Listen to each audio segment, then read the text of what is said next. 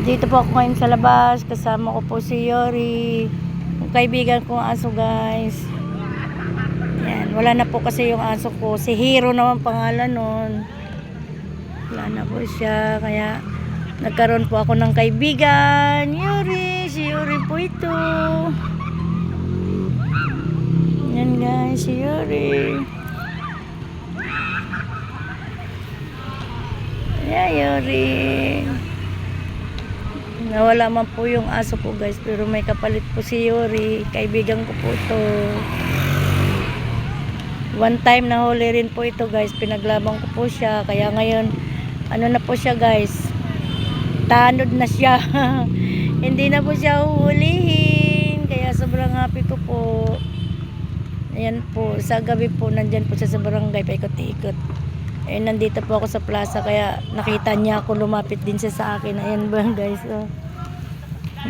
Tapos sa araw, punta po siya sa akin kasi doon po to kakain. Pinapakain ko rin po siya, guys. Ang bait nitong aso na to, guys.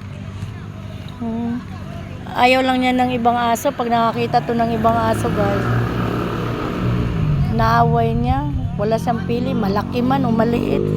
Nakalaban niya, guys, kasi ano, ito matae. Oh, ayan, guys, oh, tumabi sa akin, oh. Oh.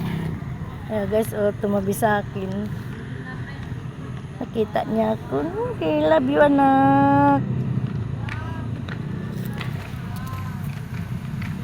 Love you, Yuri. Ayan, guys, si Yuri, guys.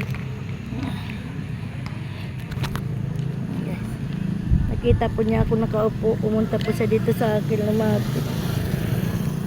Pero naramdaman din niya, guys, na ano.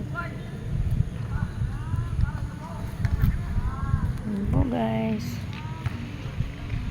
Ito po yung tambayan namin, guys. Nung buhay pa yung aso ko. Alaga ko. Meron naman pong nakatambay pa dito sa park, guys. Ayan, oh. Ayan. Si Yuri lumapit sa akin. Nakatabi. Ayan, guys, sa tabi ko. Ito, guys. Maraming salamat sa lahat. God bless us all. Don't forget to subscribe, like and share, and hit the notification bell para makita nyo na naman po ang aking i-upload sa aking YouTube channel. Guys, Yori, my friend, my true friend. Bye bye, guys.